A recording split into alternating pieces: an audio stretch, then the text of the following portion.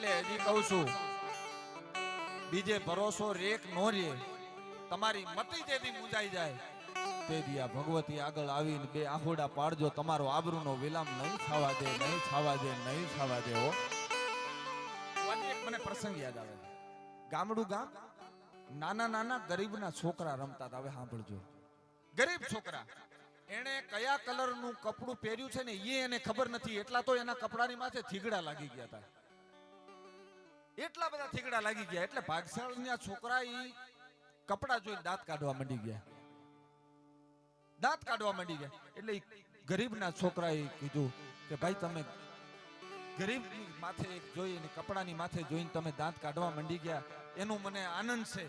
શું કામ કે ખુદ પરમાત્મા જ અમારી માથે દાંત કાઢી ગયો છે, ગરીબી અમને આપીશ. પણ તમને બીજી કઈ ખબર છે કે શું? કે તમારો બાપ હવારમાં સૂરજનો ઉદય થાય ને, ભલે ઉગ્યા ભાણ ભાણ તિખારા લઉં ભામણા, હવે જીણ મરણ લગમારી, સવારનો સૂરજનો ઉદય થાય ને ત્યારે તમારા મા બાપ બીજું કાંઈ નથી માંગતા, રૂપિયા અને બંગલા સિવાય ને ગાડીઓ સિવાય.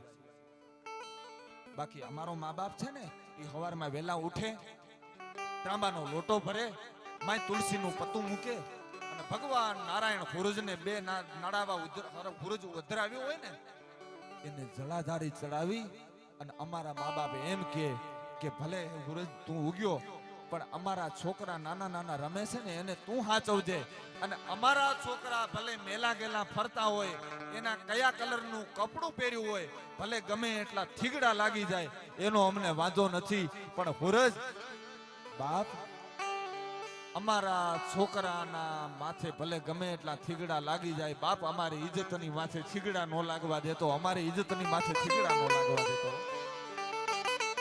એટલે આ ગામડાના માણસોને ઇજ્જત કરતા તો સાહેબ, રૂપિયા કરતા તો ઇજ્જત વધારે વાલી છે સાહેબ, ઇજ્જત વાલી છે.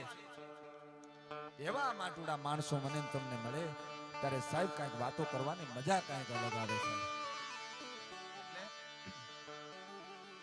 ભાઈ આવીએ સંકટ પડ તારવા તારણ બેડો નામરા ભામણા લીયા વધારાને દોર તાંદુ તારણે વધારે ભૈયા સુધારણે કવે સરા હિંગ રાજ રાજ માતા હાજરા હાજો.